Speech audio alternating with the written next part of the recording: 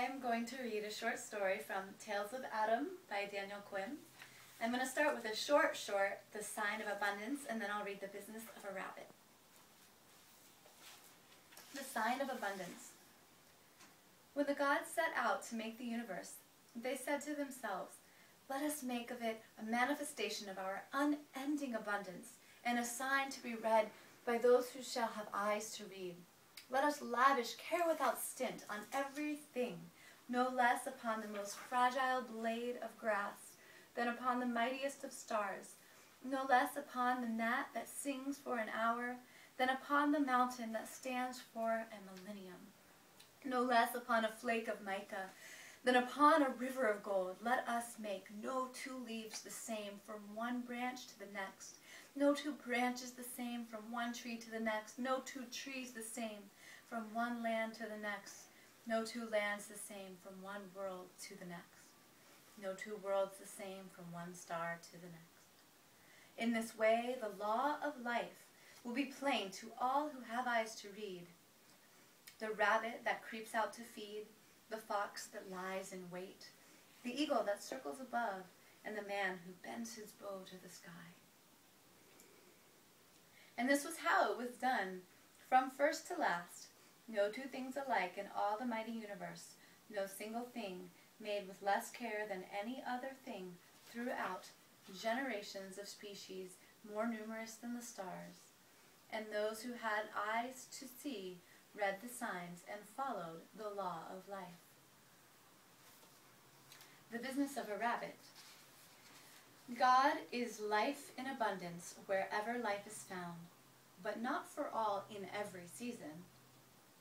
When the locusts thrive, the birds feast, and the bison and the deer go hungry, still that place is as full of life as it was before, and as full of life as it can be.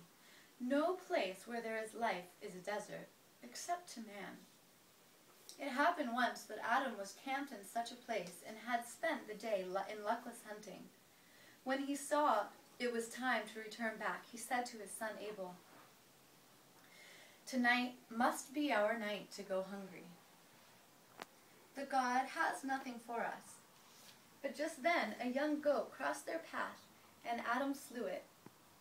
Lifting it to his shoulder, Adam said, "Come, let's hurry back to camp and make a feast of it with your mother."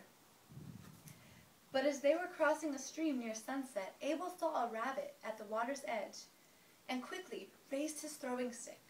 Before he could let fly, however, Adam put a hand over his son's hand and held it fast in the air. "Don't you see it, Father?" Abel cried. "There's a rabbit drinking at the stream." "I see it," Adam replied. "Then why did you stop me? It's run away now. I might have killed it." Adam, who was only now beginning to prepare Abel for the hunter's life, would soon become more experienced as a teacher. But for the moment he was caught flat-footed and could think of no way to answer his son's objection. At last he mumbled a reply that seemed to him far from satisfactory, though it was the best he could do. That rabbit had some business of its own to finish. Abel, as yet just a child, was full of questions about this, asking what business the rabbit might have had to finish, or how his father had known it, leaving Adam feeling foolish and inadequate, because of course he hadn't the slightest idea what business the rabbit might have had to finish. This was just a manner of speaking, but he didn't know how to explain that to Abel. That night in camp, after the goat had been butchered and eaten, Adam saw that his son was still puzzling over the rabbit, so he thought for a while and finally said to him, "Here's a story for you. One day my son Abel went out hunting by himself, and his path crossed the path of a lion returning to its den. This lion had been out hunting all day long without any luck, and knew that its mate and cubs would be hungry. So it fell upon Adam and killed him, and carried him off to its den. Now, tell me what you think of this story, and what I would do if this happened in fact to you." Abel thought for a while and said, "I think you would grieve for me." "You're right," Adam replied. "I would grieve for you, but I wouldn't be angry with the lion for taking what the God had sent for its hunger." Now, here's the second story. One day, Abel went out hunting by himself, and his path crossed the path of a lion returning to its den. This lion was carrying a goat in its jaws, but, seeing Abel, it dropped the goat and fell upon him, saying to itself, "I will have the goat and the boy as well." Now, tell me what you think of this story and what I would do if this happened to you, in fact. Abel thought again and said, "I think no lion would do that." "You're wrong," replied Adam.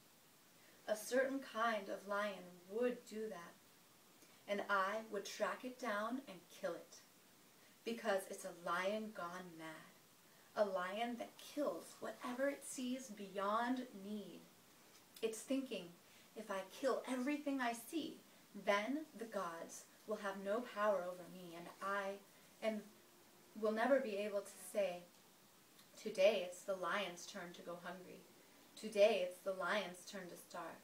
Today it's the lion's turn to die. I'll kill everything in the world so that I alone may live. I'll eat the hare that would have been the fox's, and the fox will die. I'll eat the antelope that would have been the wolf's, and the wolf will die. But I will live.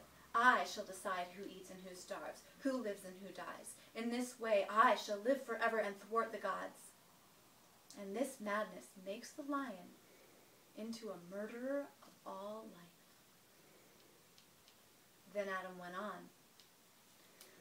"The goat and the rabbit we saw today both belong to the life of this place, which is God. Both were living in its hand, as were we. But the rabbit was not ours to kill. The goat was ours. The God sent it to us as a gift. But the rabbit still belonged to the God. It had another hour, or another day, or another year to live in the God's hand. To have killed it would have been to steal what belonged to the God, and that would have been murder."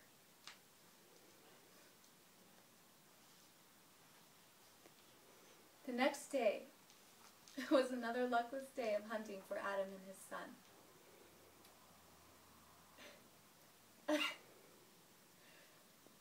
It makes me want to cry. Mm-hmm.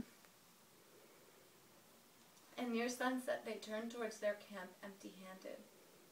But as they crossed the stream, they found the same rabbit waiting at the water's edge. Adam slew it and said to Abel, "You see now that there was no need for us to snatch this rabbit from the hand of the God to save against tomorrow. For the God meant to give it to us anyway, if not the rabbit, some other creature. The God meant the rabbit to live another day, as now, by sending us this rabbit, it means us to live another day.